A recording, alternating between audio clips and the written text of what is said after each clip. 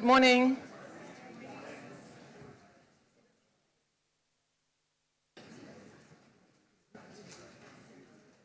On behalf of the organizing committee, please allow me to welcome you all to our third Digital Humanities Institute, Beirut, 2019.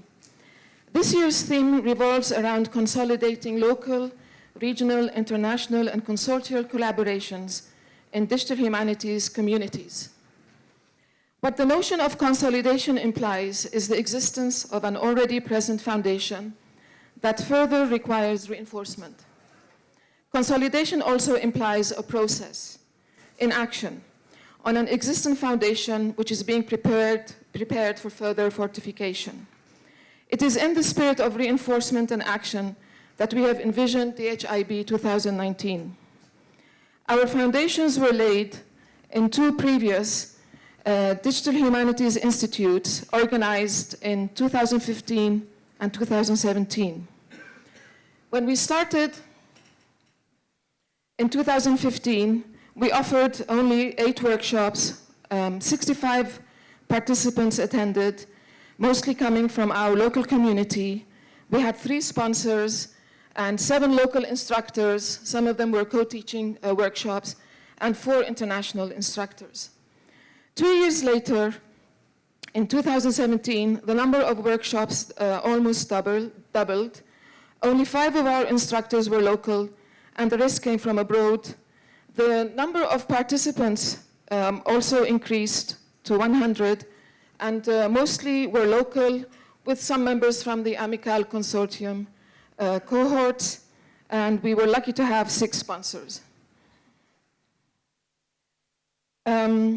In 2019, we worked on planning for more workshops. So now we're offering 20 workshops. Unfortunately, 2 were canceled. We have more local instructors on board and invited 8 international instructors. The number of participants also increased with many students. Unfortunately, some of them are not right here. They'll come later on and tomorrow. And we also were very lucky to secure 9 sponsors. This ripple effect can be seen in the steady growth of interest and support as the numbers of our workshops, participants, instructors, and sponsors increased. In addition to our local instructors and sponsors, we reached out to new instructors that we met during DH Institutes and requested the sponsorship of international centers and units. Building on the idea of consolidation implying a process in action, we, the organizing committee, had a couple of meetings, and we looked back at the feedback we got from previous surveys done after the DH Institute, and the feedback actually geared our choice of new workshops for DHIB 2019. Workshops this time were not only chosen to offer capacity building on how to use DH tools and platforms, but how to actually facilitate their integration into old or new courses, how to manage DH projects, and how to allow DH scholars to partake in open access scholarship. And so in the spirit of this reinforcement, we add, as I said, in addition to the 22 workshops, we included 2 pre-institute talks, which took place yesterday and were wonderful. We have 3 keynotes this time and 2 panels. So allowing for rich interdisciplinary conversations to be expanded between faculty, undergraduate students, IT and library staff that can foster new collaborations and communities of practice in the digital humanities. What we hope to showcase next time we meet again here is maybe a number of DH projects that have been planned for and prepared for during these talks. Of course, this was all possible because of our very generous sponsors, the Center for Arts and Humanities, Amical Consortium, represented by Jeff. Do you want to please stand up? Okay. The Orient Institute Beirut, represented by Till, who's also teaching a course. Thank you. AEB Libraries, represented by the wonderful participants, and Eli Kahale. the Office of Information Technology, represented by wonderful Rana, Rayan, and our instructors, Rami. We were also generously sponsored by the Middle East Topics and Arguments. I don't know if, yes, excellent, thank you very much. And also the Electronic Intellectual Culture Labs, Digital Humanities Summer Institute, University of Victoria, represented by our first keynote, the Siemens. Last but not least, the Institut Français du Proche-Orient, represented by Jean-Christophe. We would also like to thank our instructors, so please, when I call your name, stand up and tell us which course you're offering. So Elisa Arbuckle.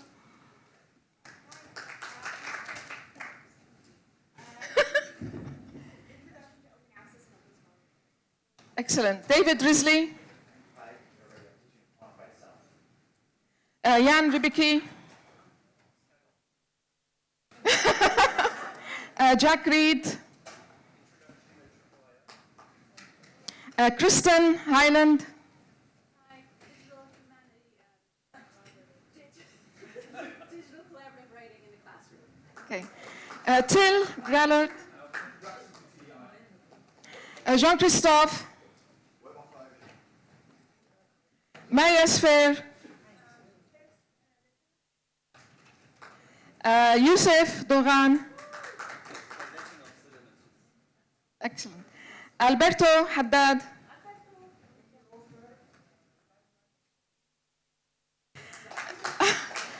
Dalal Rahme.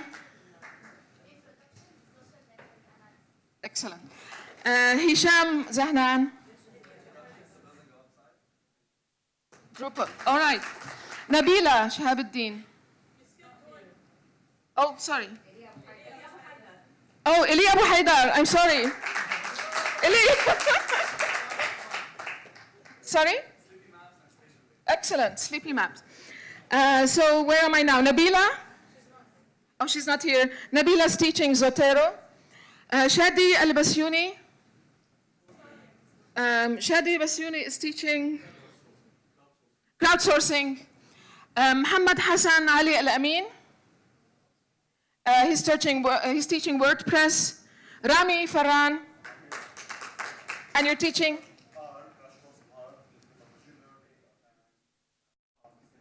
Excellent. Jeff McClurkin.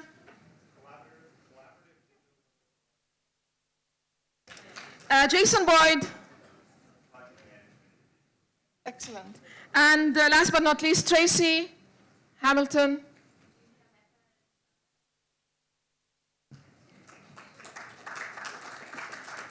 Okay, I would also like to thank myself, the organizing committee.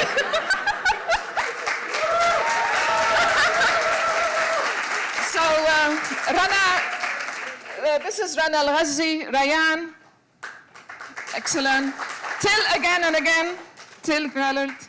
Elika Hale, who's going to, Maya Sfer, who's also teaching, and of course our departmental secretary, Marwa, who I think wrote to a lot of you guys about tickets and stuff.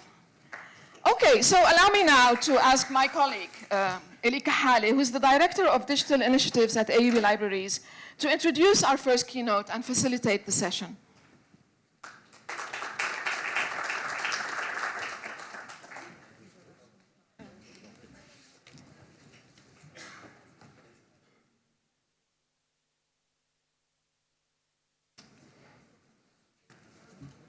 Thank you, Nazla. Good morning, everyone. It's always a great pleasure to participate in DHIB Beirut and to see how it's evolving and growing. I will take this opportunity this year to announce the launch of AUB University Library Digital Collection and to thank all the wonderful people at the University Library that helped and participated in this work. The AUB Library Digital Collection is a gateway to our digitized and preserved collection featuring manuscripts, maps, photos, posters, books, multimedia, and other resources. The online growing repository aims to continuously disseminate knowledge about AUB, the region, our history, and cultural heritage for the purpose of research, teaching, and education. It's also a hub for collaboration and to support digital scholarship initiative. You can access it through the following links. This is where you can find different digital collections. This work can play a key role in creating partnership and collaborating, and as a foundation for supporting different digital humanity research. James Bradley compares digital asset to a Russian doll effect, being utilized outside of their original context, reproduced and embedded within secondary environment and accessed by a diverse user group using a variety of ever-changing information pathway and technology. We will be distributing some bookmarks featuring some of our collection, probably in the classroom. And now I would like to introduce our keynote speaker, Professor Ray Siemens. Ray Siemens is Distinguished Professor in the Faculty of Humanities at the University of Victoria, Canada. He was Canada Research Chair in Humanity Computing between 2004 and 2015. He is founding editor of the electronic scholarly journal Early Modern Literary Studies. Some of his publications include Blackwell's Companion to Digital Humanities, Blackwell Companion to Digital Literary Studies, a social edition of Devonshire manuscript, Literary Study in the Digital Age, and the lyrics of the Henry VIII manuscript. He currently directs the Implementing New Knowledge Environment project, the Digital Humanities Summer Institute, and the Electronic Textual Cultures Lab, serving as a member of Governing Council of the Social Science and the Humanities Research Council of Canada, and recently serving as a Vice President Director of the Canadian Federation of the Humanities and Social Sciences for Research Dissemination, Chair of the MLA Committee on Scholarly Edition, and Chair of the International Alliance of Digital Humanity Organization. And we are more than happy to have them for his second DHIB Beirut. Yes. Our keynote speaker talks is about the digital humanity and open source scholarship. This talk traces intersection of work in open access and open scholarship movement, the digital humanity methodological commons and community of practice, grassroots teaching and training initiative, contemporary online practices and public-facing citizen scholarship with a practice-oriented mandate. Open social scholarship involves creating and disseminating research and research technologies to a broad audience of specialists and active non-specialists in a way that are accessible and significant to everyone. Those who subscribe to its practice engage it across research, service, and teaching activities, example of which will be noted and considered. Please join me in welcoming Professor Ray Siemens.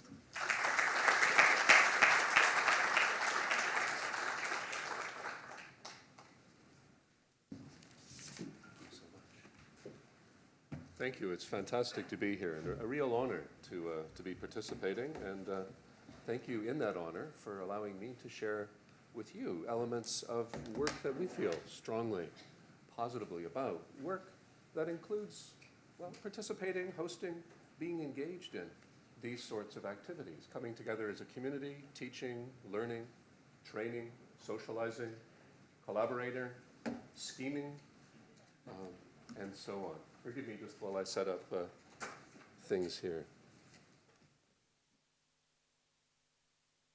Okay. How's this? Just on. I'm a very large man. This is not for... Okay. Okay. Just on. 1, 2, 3. You can cut off. Yeah. How's that? Is that better? Okay, good. I'll use my quiet voice, not my playground voice. Okay, get this going here. So again, in brief, just in case my playground voice before didn't carry, it's a real honor and pleasure to be here at the Institute and be part of the collaboration, the teaching and the training, the community building, community advancement that takes place at events such as this. And this one is particularly unique in the communities that are bringing together. On the west coast of Canada, where we run our Digital Humanities Summer Institute, we do something quite similar. But there are regional differences. There are tool preferences that are differences. There are disciplinary and subdisciplinary differences. And it's really important that, that groups like ours come together and meet and acknowledge that and advance together forward. I'm really hoping that disco light's going to come back on, too, in a second.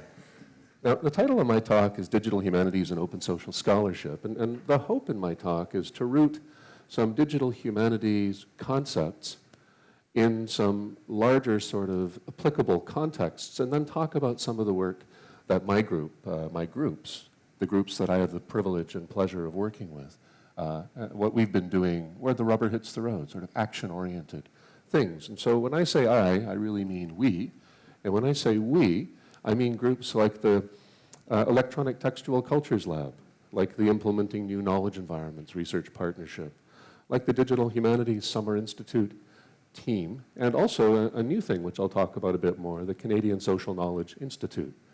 We're a large group. We situated in the Electronic Textual Culture Lab. Last year we had about 50 people come through the lab, not all at the same time, because we're a very small physical space. Probably about 12 to 15 at any given time in that lab. My associate director, our associate director, is Elisa Arbuckle, who could just as easily have gotten up when we were introducing ETCL and its positive role in this positive event, but also people like Rhonda El-Khatib, who's doing a doctorate at University of Victoria in Digital Humanities, and a host of others that some of you will be familiar with. So when I say I mean we, and when I say we, I'm really talking about the wonderful people in these groups. Where we hope to get to, where I hope to get to, where many of those who are involved in our research projects hope to get to, is to this idea of open social scholarship. So I'm actually beginning at the end, but I'm going to go back to the beginning in a second. This is what, over time, we feel characterizes the notion of open social scholarship. It involves creating and disseminating research and research technologies to a broad audience of specialists, but also active non-specialists, in ways that are accessible and significant. Sounds kind of open, a little bit vague, but I hope to add some detail to that as part of my talk. As a concept, this open social scholarship, we note that it's grown from roots in things like open access and open scholarship, public humanities, those types of movements. It has foundation in the digital humanities methodological commons and the notion of communities of practice as digital humanists think about it. It has its roots in contemporary online practices, things that maybe only academics would call online practices because everyone else is just using Facebook because it seems natural, or Twitter, or any other sort of social platform that has somehow come about and captured the imagination, been widely used by those across society. And last but not least, public-facing citizen scholarship, where those non-expert, perhaps, come in to be a part of scholarly work as it's being carried out, perhaps in ways that they're very conscious of, perhaps in ways that they themselves feel they're just participating and engaging in an environment and ideas in work that they find valuable, and they don't consider it necessarily the sort of academic work that those of us who are working in academia professionally might think about. So that's kind of where we're headed. How to get there? Well, first I want to talk contextually in the digital humanities, talk then a bit more conceptually about some of the things that I began unpacking a second ago, and then tell you about the sort of action-oriented activities that we're engaged in. One thing I'll ask you right now, though, we can do show of hands, we can do something else. I'm still a little bit jet-lagged, and I'm finding that my voice is kind of calm and lulling myself to sleep even as I'm up here. Should I pick it up a little? Would that be good? Okay. I've got coffee down there. Let's see how this goes. So I'm going to begin with context, and beginning with context, looking at the methodological commons, the community of practice, and then largely, areas of impact and how we might understand where some of the work that we do in the commons, in the community of practice, leads to. Some of you might be familiar with this map of the methodological commons. It's more than a decade old. It's speaking largely about what was then called humanities computing. It's from Harold Short and Willard McCarty at King's College, London. And you can see its title, sort of, because there's a lot of jumble in here. You can see its title says, A Rough Intellectual Map for Humanities Computing, at a time when what we now call digital humanities was very much evolving, at a time when many in the field, as they still are now to some degree, were trying to understand how to articulate, how to conceptualize the coming together of computational method on the one hand, which is fast-moving and changing, technologically dependent. There's a new version every year. There's a new machine every year, and a better sort of hybrid jumping ahead a generation every few years, too. We accept that technology is changing. We accept that computation is changing. On the other side of that is the humanities. anyone actively engaged in the humanities knows that it's always changing too, a very vibrant reflection of human experience over time, largely through the study of evidence of that experience. Some of us do that more contemporarily. Some of us, well, like me, I trained in my doctorate in early Tudor non-dramatic poetry, which is as exciting as it sounds. So you come from that, and there are always things going on. Ideas are changing. The world is changing around us, and that allows us to reconceptualize and engage in different ways in ideas of the past. So you've got computation on the one side, you've got the humanities, arts, liberal studies on the other side, and you have to imagine a point at which they connect somehow. Easy to do if you've got stable entities. But how do you imagine points of intersection when they're moving all the time? One of the great things about this diagram, to my mind at least, is that it gives us a different way of looking at that intersection through disciplinary groups, through practices, through types of data and media. And it's also kind of aesthetically pleasing in its chaos, at least to me. The argument this makes is really important to me. Sitting at the center of clouds of knowing, as Willard and Harold call it, philosophy, computer science, linguistics, sociology, history, literature, and the arts, and other ways of grouping them, disciplinarily and others, literary linguistic studies, theology, philosophy, law, history. Sitting at the center of this thing is called the methodological commons. And what comes together in the methodological commons are really two types of things. One of them is data. Narrative text, numbers representing different formats of data, tabular alphanumerics, music, images, and so on. And with that data comes the tools you need to analyze and work with that data. Represented here, less visually, but ultimately part of the method part of the methodological commons, and interacting around communications, hypermedia, and some type of digital library. What's needed for those things to work is, number one, having material of humanistic study, whatever we happen to be studying, in some type of computationally tractable form. So the first thing we do as digital humanists is we model our data. We take it from analog forms typically, not always, sometimes it's already digital. We take it from analog forms and we make it digital, computationally tractable. And, you know, here TEI, in the form of Teal at his workshop later, here TEI took on a great deal of importance in our community because it gave us a common way of digitizing and representing that textual data in that computationally tractable form so that we could, with material formatted in a similar way, build tools that represented our own analytical types of engagement, represented our ways of thinking about, our ways of working with, our ways of engaging that material. A very important thing too. So first we model our data and make it computationally tractable. And the second thing we do is we model our processes, building tools in essence to interact with that data. And because we all work in communities, because we're all working around the digital library, we engage in well, what's here represented as communication, but we engage in activity, dissemination. We talk to those who are interested in the same data as we are. We tell them about our work. We publish in journals. We go to conferences. We somehow have an output and an outlet for that, which then gets put back into the library that others can draw on and we can draw on later. So that's the methodological commons in a nutshell, a wonderfully chaotic visual way of representing the progression we have when we become digital humanists, when we exist at the intersection of those two rapidly changing entities of computation, computational engagement generally, and the humanities as well. Content modeling, process modeling, and other, well, some interaction, communicative, and dissemination activities. There are a couple things worth pointing out here that happen when we can do this.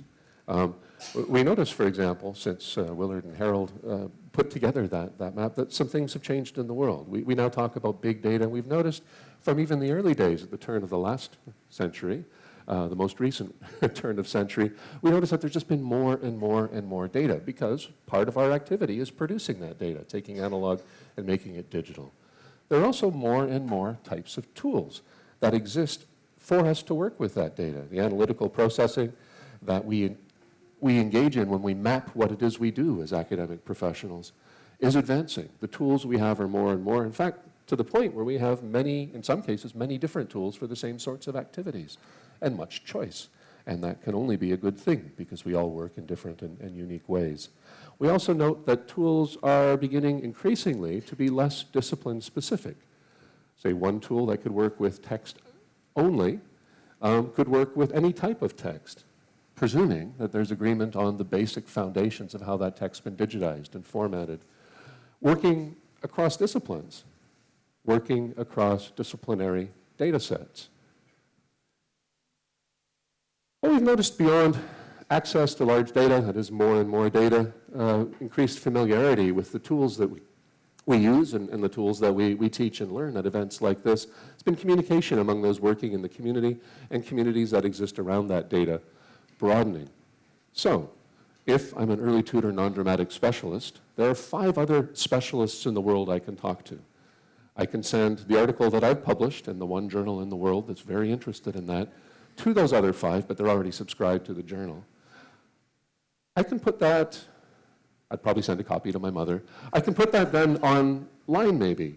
Maybe I'm working within the legal framework I have at my institution and my national legal structure. I put it in my institutional repository. Or I pretend that my homepage is my institutional repository, which I'm allowed to do legally. And then maybe people do a search for something that's related to my research on Google, and they somehow find it. Or maybe I put a tweet out with a link to my institutional repository. That's a type of reaching out that's a little bit different. I'm not reaching out just to those 5 specialists in my field. I'm kind of broadcasting, hey, is anyone interested in this? And typically, as we heard at the talk yesterday, one response can be, no, nobody's interested in that. But usually there are other people that are interested in it. So in addition to having more data and better and more diversity in tools that work in, say, more universal ways, we also have these new strategies of communication or potential strategies of communication that can benefit us and what it is we do. Now, what does that all mean? What does it lead to? When the rubber hits the road, what do we have going on there? Well, if we have more data and better tools, and the tools allow us to access that data, the tools can simplify our work to some degree. They can allow us to do more with that data. I'll use textual examples mostly, if you guys don't mind in this talk, because I work mostly in text. But if I'm working in a large epic poem that would take someone a week full on to read, and I'm trying to remember one particular passage that has one particular allusion, as people who work in literary studies sometimes do, I have a few options. In the old days, I could spend a week reading that poem again. A week well spent, if it's good work that I want to do with it. In the slightly less old days, I could use a paper concordance.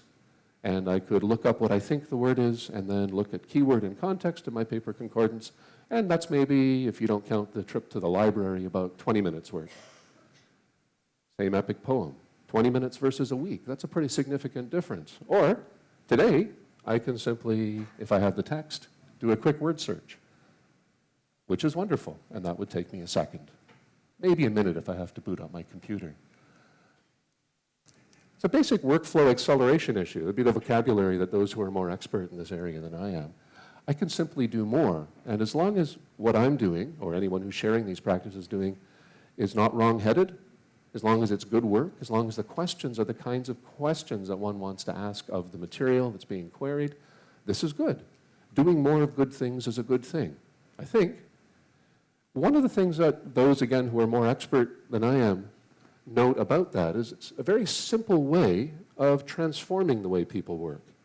Because you don't have to think about spending an entire week doing something, or even an entire hour, or an entire 15 minutes, it's just a few seconds, chances are you're going to do more of that to begin with. You're not going to think about the investment of time that it takes to do something with, process Y with data X. You're just going to do it and see what happens. You're going to be able to query back and forth that material more and more rapidly. You're going to be able to ask more types of questions And possibly, because it doesn't take so long to get answers to those questions, you're going to ask broader questions, questions you might not have asked if you had to invest a week in answering the question. This is a different type of workflow acceleration. It's an advanced one because it's changing your basic practices, changing the basic way you think about the work that you do. This has significant implications. Now, I'm going to put a pin in that right now and move from talking about the methodological commons over to the notion of the community of practice. Some of you will know this concept. Wenger and others are considered to be the definite documenters initially of it. But basically, you find a community of practice when you have these qualities.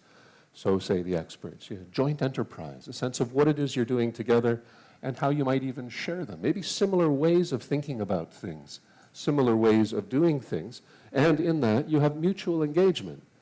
That is, you're working around a common set of texts and tools. Let's say you're working in a common disciplinary area. You're all early tutor non-dramatic specialists, which is probably the worst example I could use when we try to talk about scaled mutual engagement. You're all interested in pop lyrics. There we go. That's the complete opposite of the field that I was talking about before. You've got a large group of people who share a common interest and common goals. Joint enterprise, mutual engagement, working together in those areas towards, with a shared repertoire, if you will. Everyone has agreed, hypothetically, to use the sort of stylometry that Jan Rubitsky does. Everyone's using stylo.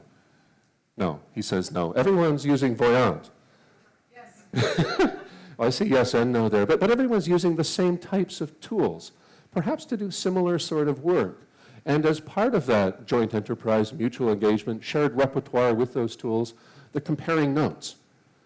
Did Shakespeare write this? One person says yes, one person says no, one person says it was someone even further out beyond.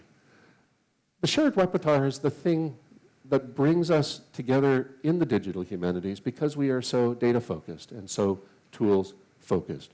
We are mutually engaged. We are working together towards common ends. We're most definitely participating in a joint enterprise, but the joint enterprise for most digital humanists is not necessarily because they're in a history department. It's not their discipline. It's not because they're maybe a computer scientist. It's not because they're a musicologist. It's usually because they've made a commitment to learn or to become expert in working digitally with the tools, the techniques of the humanities. So it's more of a methodological community, which I think has its advantages. It's immediately interdisciplinary when it's a methodological community, assuming it's not a methodological community within a smaller disciplinary group. It's immediately having the potential to work with many different types of data. I apologized earlier that I'm predominantly text-based, but many of the text-based people I work with also use similar sorts of processes to study music, similar sorts of processes to work with encoded images. And we could probably go on with examples from the workshops here and talk more about that too, but I'm going to stop there.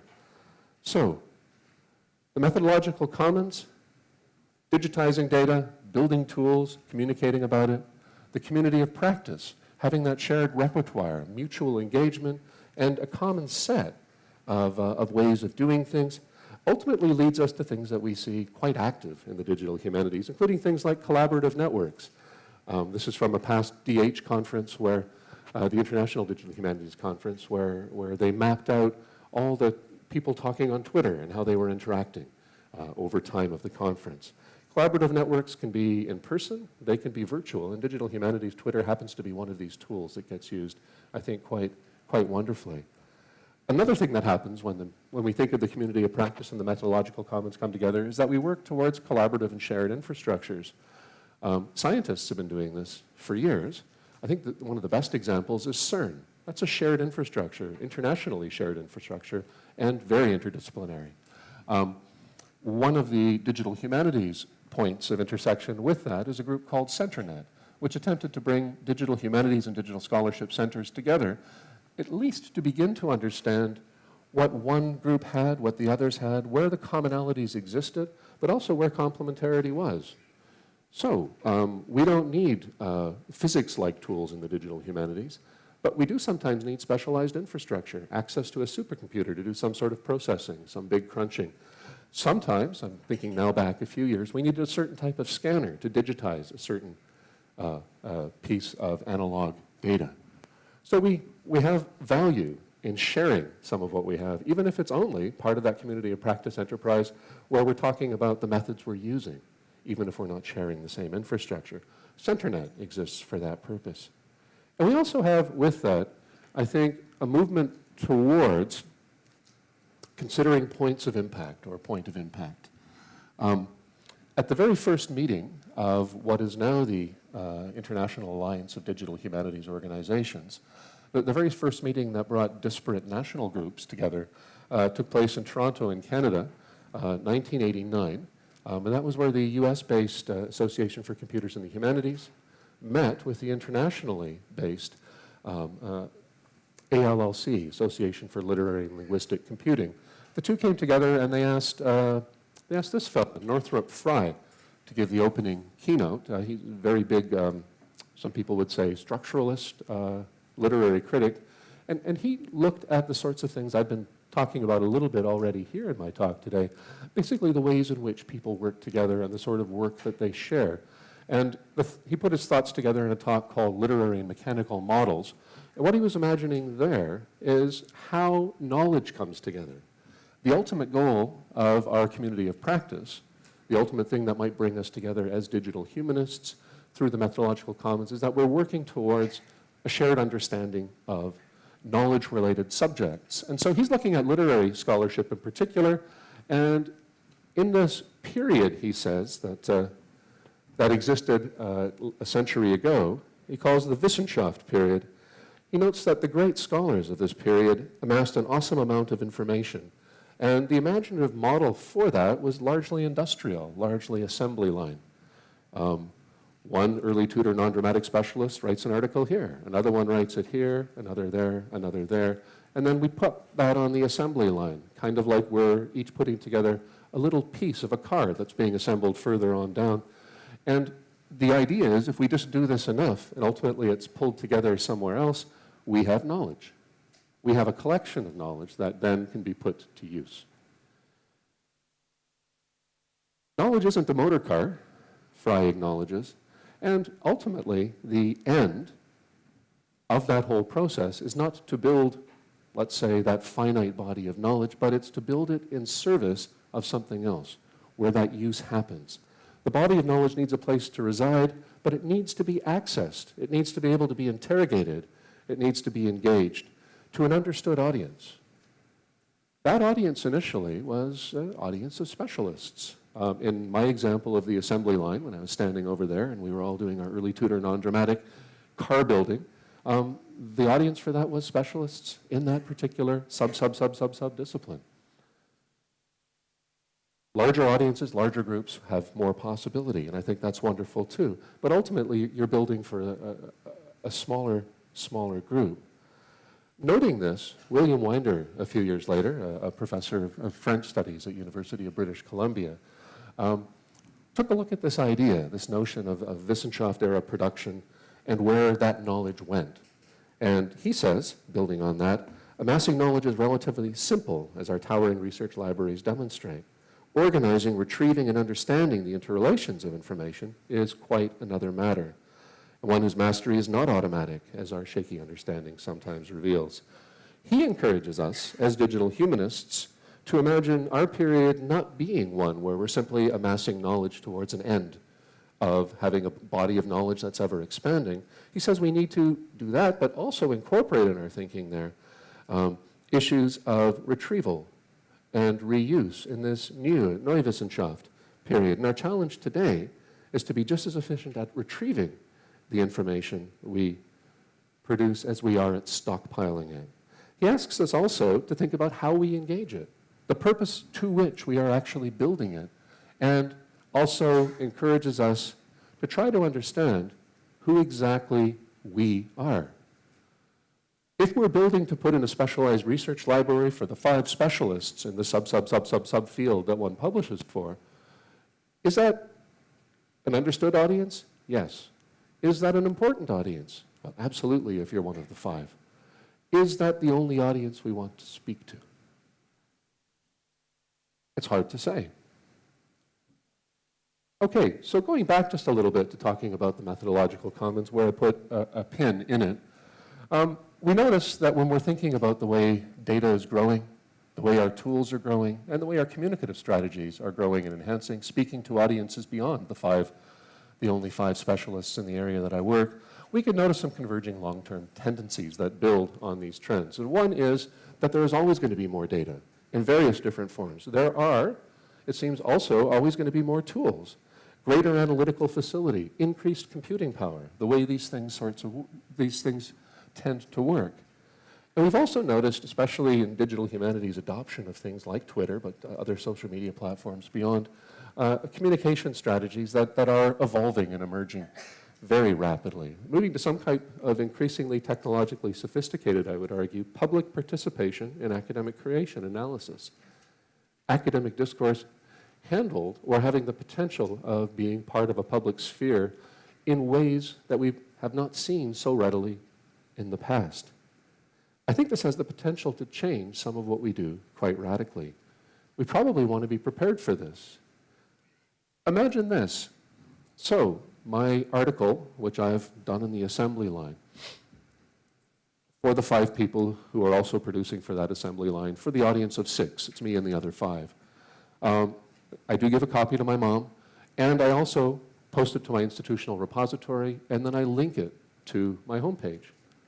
Google does its thing, it indexes it, and when I put on Twitter that I've linked it there, people see that there, they come from Google, and I realize somehow that there are 10 people in the world that are actually interested in this, 5 of them not working in my subdiscipline. And then next year I realized that there's actually 100 people who have come through and clicked on that because they're just really interested as people who do completely different things in what I'm doing. And they come and they read it much like they might pick up a copy of the New Yorker or read the morning paper or something like that. They have typed search terms into Google that bring them into my subdomain. And one of them writes me. So based on a true story, one of them writes me, in this early tutor non-dramatic poetry, I work with a lot of music, and particularly text for music. So one of them writes me and says, you know, I really don't think you've got that particular argument right because you haven't transcribed the text correctly. And I first go, uh-oh, because one likes to be accurate. This person happens to be a practitioner who sings early tutor non-dramatic songs. Who knew? And in fact, because of the performance, knows that with the music and the text coming together, that it can't possibly be the word that I've said it is, even though it looks to me when I go back and check on the page. So someone from the general public who, say, the 6 of us didn't even know existed, comes in and has a way of improving that knowledge. A small example? Maybe. Is that useful? Absolutely. To me it is. Very, very useful. What if they came in and said something else? What if they came in and said something bigger? What if they wrote to me via Twitter or even found my email address after looking at materials that I'd written? And what if they come and they say, you know, I think you really need to take a look at how these lyrics are a lot like rap music? I don't know. Is that possible? It in fact is, and this is another thing that has happened. And in fact, there's probably something there. So I'm thinking of how I can make money off that now, because no, I'm not at all. But you know, the general public writing to an academic at an institution who thinks that they're working really in a community of 5 plus him or herself, this is a really neat thing.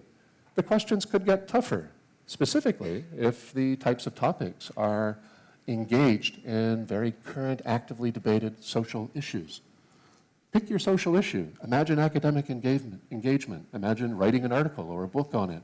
And then imagine what happens when people find it and want to talk with you directly via electronic means about the work that you've done.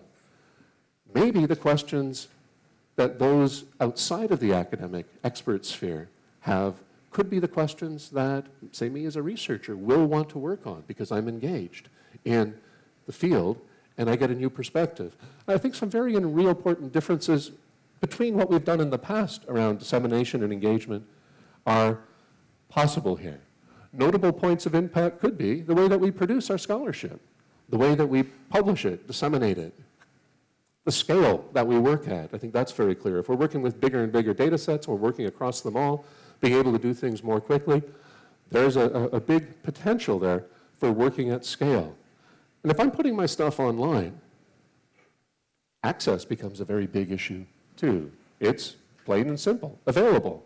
Whereas 20 years ago, pre-internet, it would not have been. The types of engagements we have over social media, the public sphere, and the private, say, semi-private academic sphere, different as well.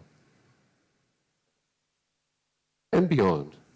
Those points of impact, I think, are pretty valuable and really useful to think about. Discussion around these points, I think, involves a lot of concerns beyond what we might typically be thinking of when we talk about academic work in its traditional context. This is definitely worth, I think, pursuing. Najla, how am I doing for time? Oh, I'm sorry, you? 15? Okay, perfect. So I think contextually, that's not only a foundation for how we think about things in the digital humanities, and perhaps a slightly backward-looking one, that is looking backwards to the way people have conceived it, but also bringing into play very clearly, not just the intersection between the digital and the humanistic, but bringing very clearly how that intersection works as those fields move, as those areas move, how it's data dependent, how it is tool dependent, how it is also communication and interaction and engagement dependent. We've been thinking about this in the Electronic Textual Cultures Lab for quite a while now, and we've been thinking about it not only contextually, but also conceptually, working particularly with our Implementing New Knowledge Environments group, a group of about 50 researchers and about 30 partners. We've existed now since 2008 or so. And as we were beginning to think in this way, towards that common definition of open social scholarship I shared with you earlier, we realized that we needed to do some groundwork in an academic way. We needed to understand some of the ideas, some of the things we were noticing, some of the trends we saw happening. We need to be able to document that academically over time. So we did a series of environmental scans and scoping activities that led to a few annotated bibliographies put together by Elisa Arbuckle, Randa El-Khatib, Lindsay Cedar, myself, and a number of others across various teams and incarnations of teams. One was back in 2014 published called Social Knowledge Creation, 3 annotated bibliographies, which was our first look at how this could work.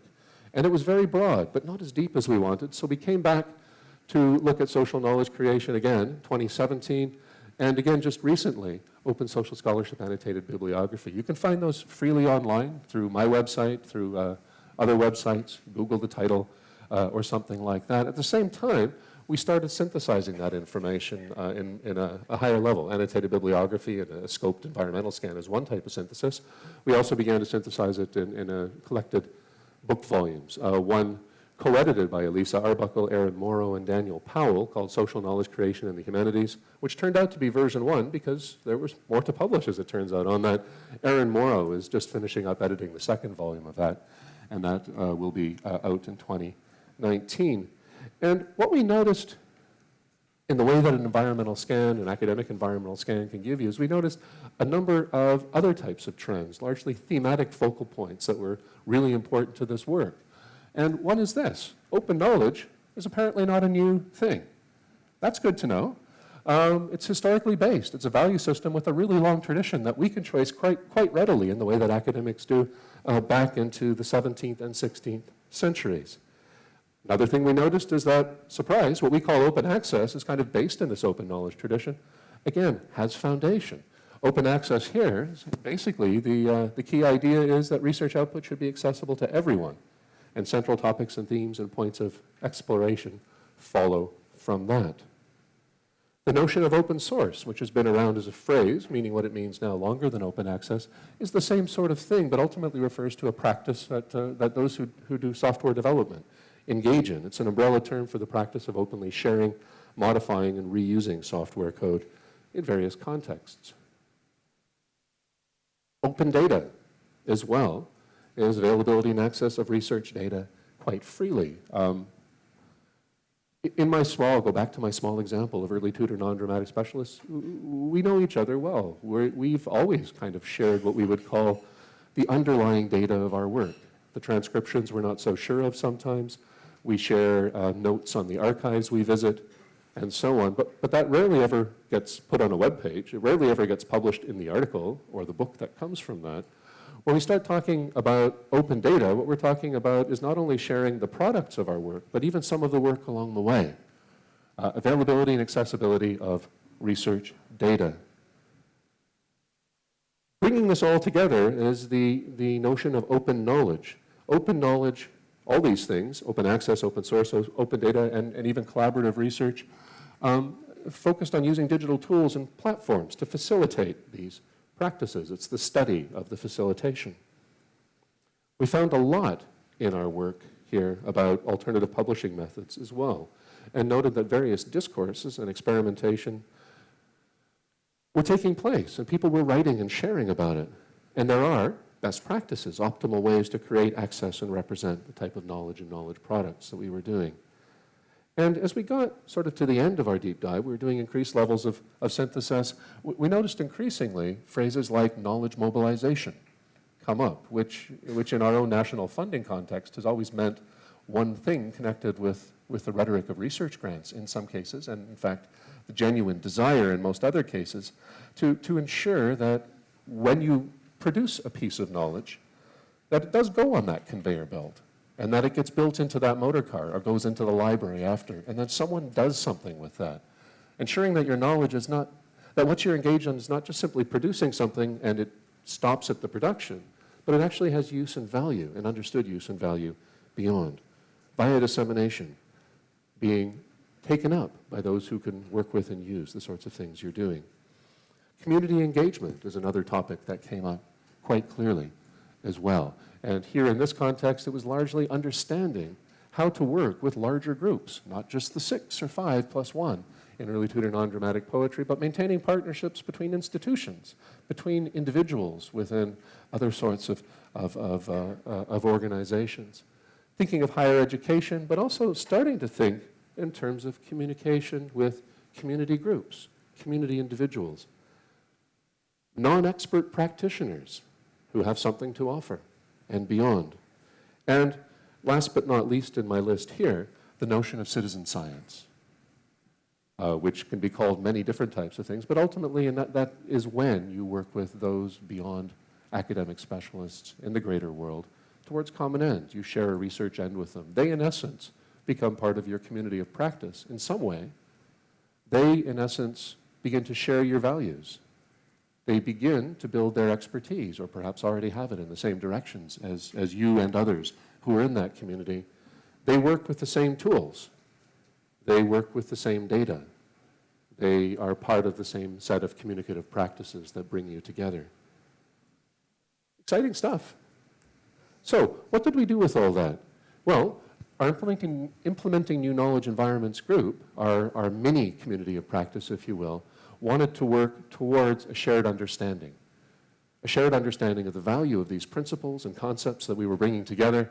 And we did it across a whole number of meetings, beginning in 2014 in Sydney, Australia, where we had a meeting called Research Foundations for Understanding Books and Reading in the Digital Age, moving towards partnerships, building partnerships, sustaining partnerships, some more sustaining partnerships, and ultimately moving into very defined thematic interventions around this, working towards common understanding at the same time as our research team in the ATCL was trying to put some of those concepts into action. One of the things we did is we wrote a paper about it, because that's a good academic thing to do.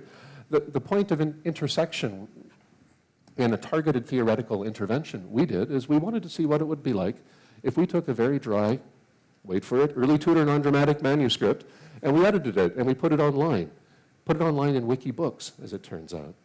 We wanted to understand what the theoretical implications of that were. Wikibooks is like Wikipedia. Anyone can edit it. We knew the 6 people in the world who were most likely to be invested in it, but we wanted to see who else was out there. So first we worked through it theoretically, working here with Megan Timney, Kara Leach, Karina Coolin, Alex Garnett. We took a look at where social media met the very, very clear, deep, historically based tradition of scholarly editing. In addition to our theoretical intervention, what we wanted to do is understand what it was like to build that sort of thing, what it was like to actually put something in Wikibooks, what it was like to open that up for the world. So we did this, a social edition of the Devonshire manuscript, British Library Additional Manuscript 17492. It's a very intriguing title. I know it just sucks you right in the way that a good title should. And what we did basically there is we took a standard scholarly edition, not a lot of change to it, and we simply just put it in the Wikibooks format. It's got a proper introduction. You can see manuscript facsimiles of this barely legible, except to trained eye, manuscript. We had a textual transcription next to it, not even new spelling, old spelling, so people had to work through early Renaissance words and their many, many spellings of it. We collated texts. We had text collation formula. We had explanatory commentary and notes.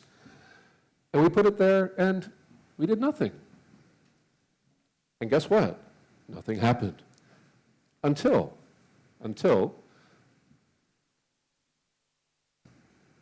there was a mini-series on popular TV called The Tudors. Did anyone watch The Tudors? Okay, good. Great. I didn't pick up my pace, but I hope if I asked you a question, I can bring you back in.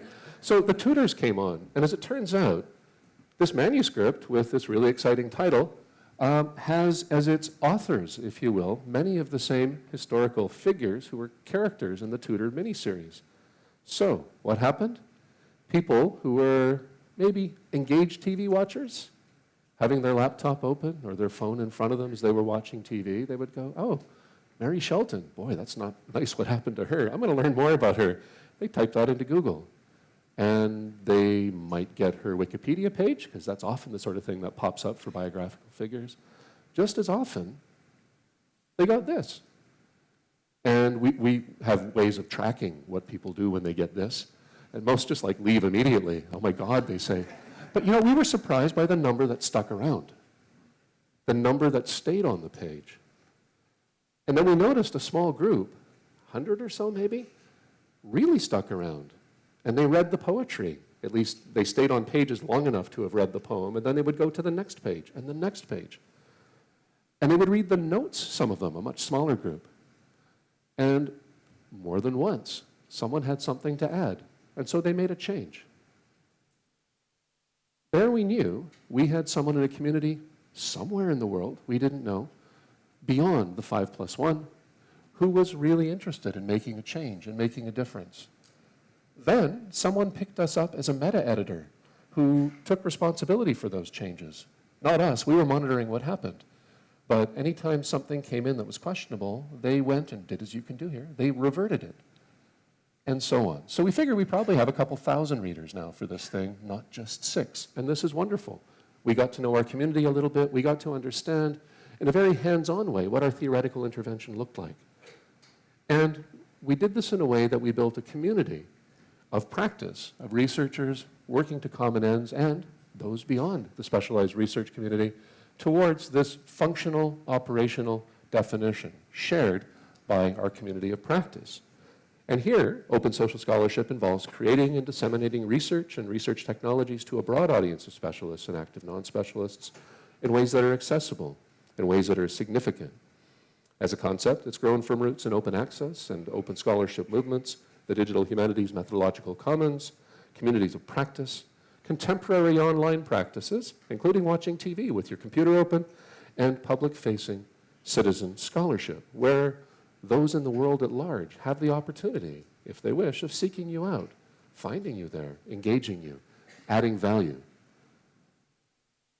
We feel that this includes developing, sharing, and implementing research in ways that consider the needs and interests both of academic specialists and communities beyond academia. Thinking of this from the start, not allowing it to happen by chance, but imagining that there really is a bigger world out there for the work that we do. Providing opportunities to co-create, interact with, and experience openly available cultural data.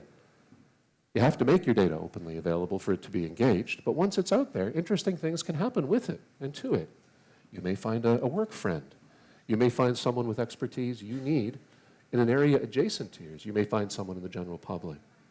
It also includes exploring, developing, and making public tools and technologies under open licenses to promote wide access, to promote education, to promote use and repurposing, and enabling productive dialogue between academics and those beyond the academic sphere.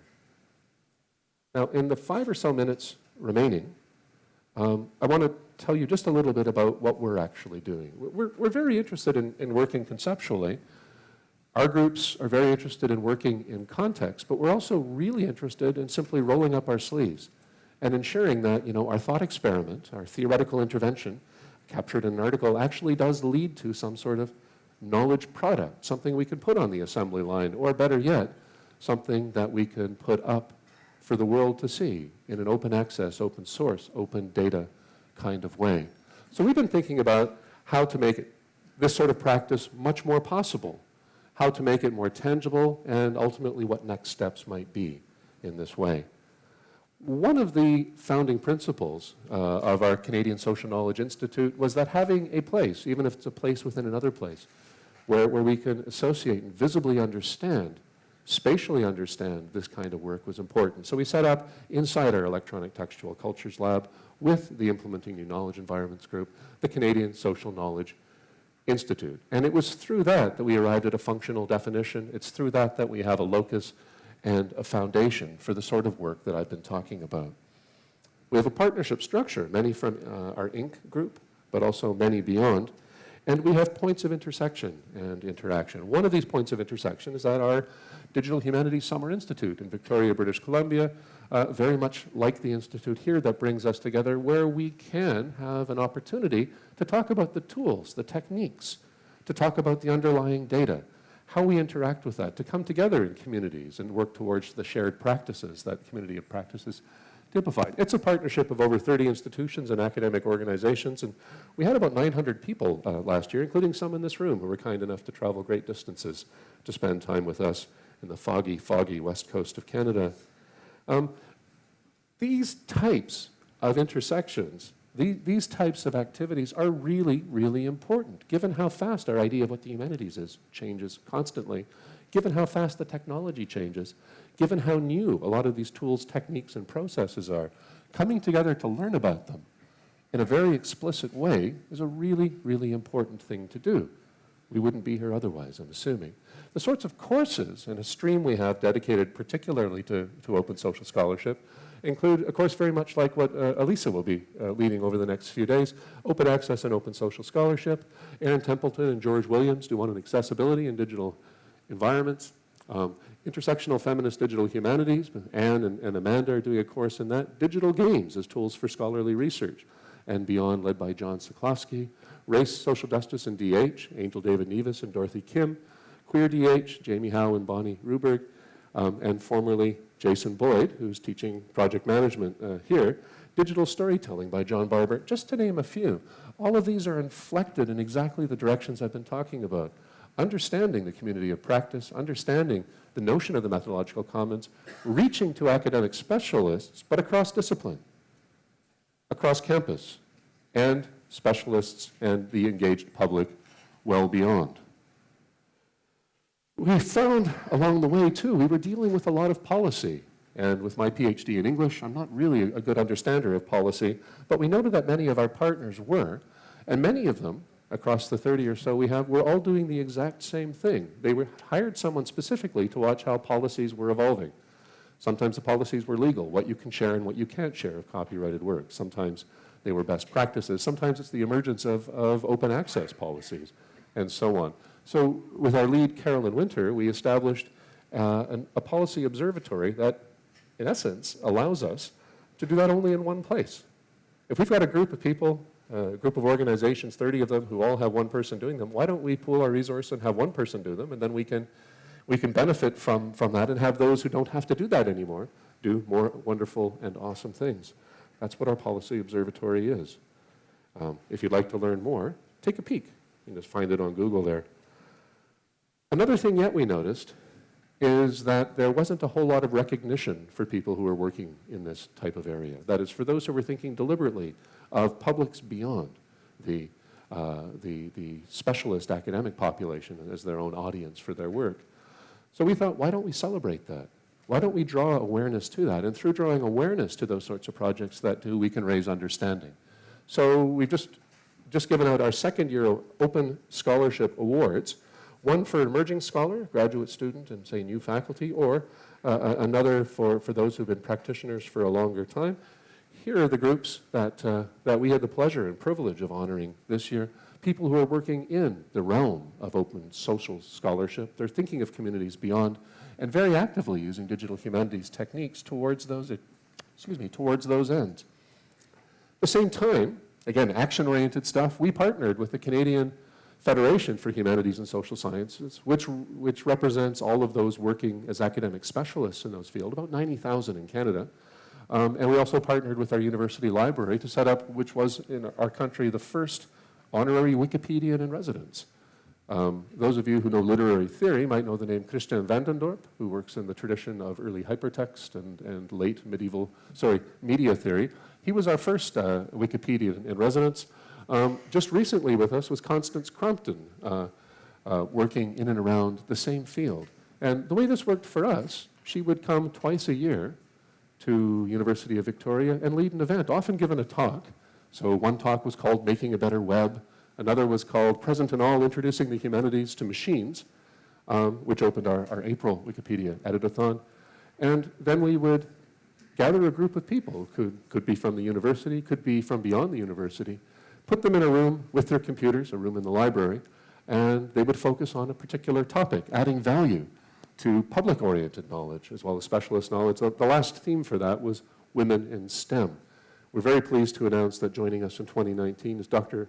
Erin Glass from the UC San Diego Library in this role too.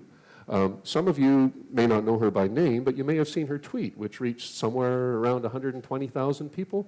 She asked the question, why aren't public libraries drawing the same type of people and the same number of people as, let's say, bars are and coffee shops? People on Twitter found this really interesting and engaging. I've terribly misquoted that, by the way. That was the general gist. Yeah, it was much fancier. And people responded to that. Those who share the values that we have responded to that. They retweeted it. They answered it.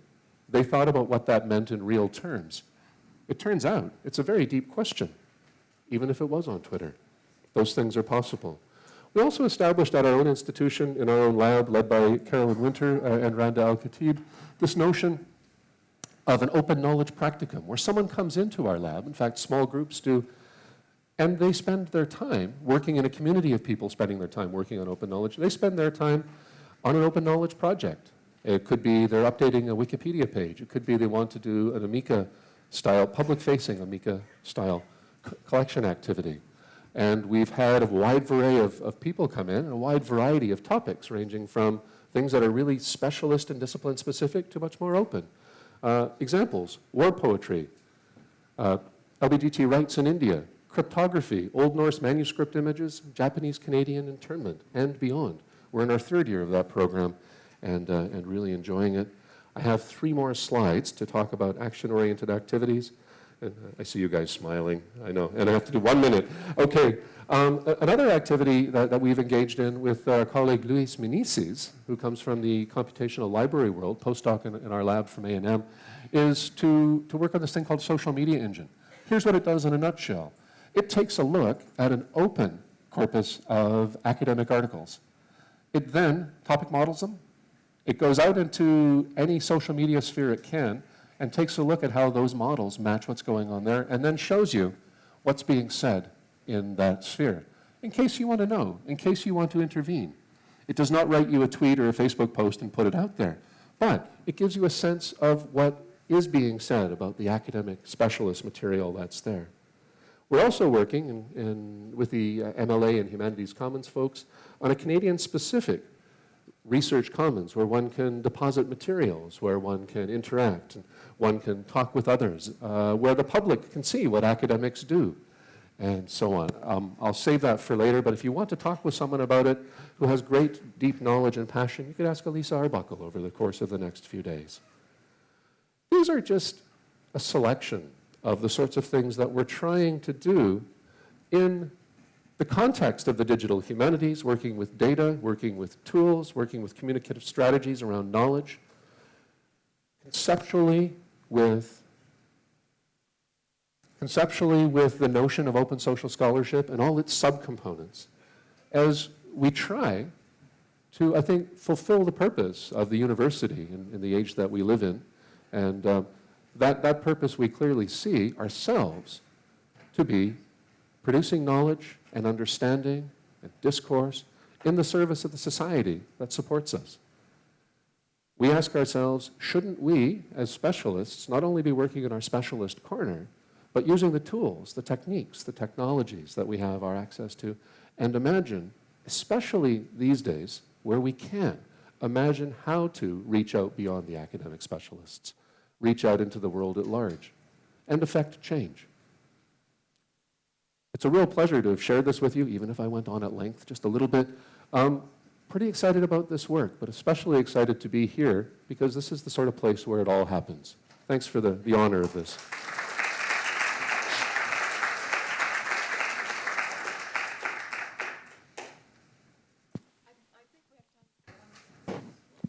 Thank you, Ray.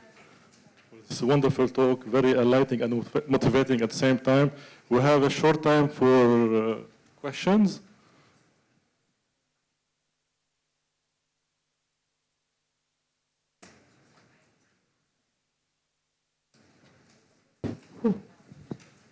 Hello, thank you for your talk. It was very engaging and really opened my eyes to this big world of digital humanities and open social scholarship. I want to ask you, how can a current professional transition him or herself into a life as a digital humanist, especially in the field of open social scholarship? Oh, thank you. That's a great question. I wonder, I don't think there's any one single right answer. And if there is, it's probably something vague and elusive, like join a community like this and learn the tools and techniques.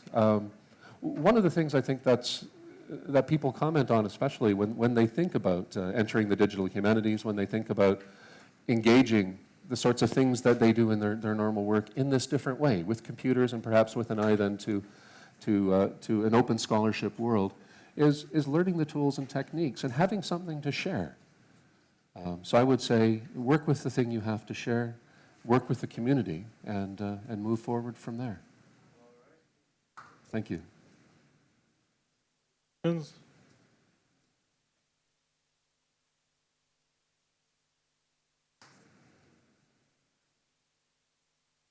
Hi, Ray. Thanks a lot. I have a question that's been looming on my mind ever since I knew about digital humanities at all. I guess, people have this fear that robots will take over the world and machines and all that. And I guess I want to apply that to digital humanities. I mean, I guess the question is, will digital humanities swallow up humanities, or will humanities swallow up digital humanities? Will there be a struggle? I guess the idea is that everything, I don't know, will there be a point where if you don't do anything, I mean, you need to do everything digitally, or apart from these methods and this toolbox, you can't really operate? Will we reach that? Or will there always be kind of, digital analog struggle going on, vinyl's coming back? So I hope that question it can make some sense to you and to the audience. Oh, absolutely, thanks. It's a great question. And vinyl did come back, right? And it came back for all the right reasons. An interest in the material culture of the vinyl, in some cases a softer, warmer sound, and a better representation to some ears of the original performance environment. It didn't become CDs and digital music replace vinyl. It became, the argument or the progression was that there's like a slight disruption, and disruptions happen all the time. A slight disruption where there was less vinyl being produced, but ultimately then a coexistence in a new and unique way. The humanities have been prone to change always. Even before we called them the humanities, some really cool technological innovations happened. People didn't have to, at some point, read other people's handwriting exclusively. There was this technological intervention called the printing press, which made it a lot more easy to reach wider audiences, maybe not around the world in seconds, but still it really increased a certain type of consumption and workflow. And as books got cheaper, this isn't necessarily a printing press thing now, it's a market thing, as books got cheaper, more people could have them, which means more people who had the ability to read could read them. And so on and so on. There goes that argument there. There was a disruption as well with the printing press. And people felt that it could be, you know, the end of the manuscript culture and the way work was handled in manuscript culture as we knew it. And yet, those who've taken a closer look at it, especially those who are expert in book history and book studies, know that what happened was the two coexisted side by side for ages. And we don't have our own mini printing presses for everything we do. We still do things by hand. Maybe they're different things when we had no choice. Some things we've relegated to the printing press, something we've relegated to the desktop publisher. Does anyone remember when desktop publishing was a thing that was going to revolutionize? We were all going to have our own printing press? Yeah, thank heavens that's not the case. But I mean, so these things are happening all the time. And so going back then to the start of the question, I think when one looks at humanities versus digital humanities, you're kind of saying manuscript versus printing press. You're saying vinyl versus, I don't know, let's say CD, but it could be online. And really what history has shown us is that it's not either or. And there's a lot of mutual informant happening, and I think that's probably where the sweet spot is. It's not necessarily even, say, it's not necessarily at that intersection point between computation and, say, humanities. It's at that intersection point between the traditional humanities, whatever that means. I'm constructing something artificially. The traditional humanities, its values, which haven't changed much over time. Understanding what it is to be human, based on artifactual remains, plays, and anyway, I could give you lots of examples. It's that traditional humanities versus what we can do now. And I think what we can do now is we can maybe expand the vision of the previous traditional humanities. And I think that's a sweet spot, a really good way of not oppositionally thinking about it. Thank you for your question and the opportunity. Thank you very much. We have to stop here because we're running out of time.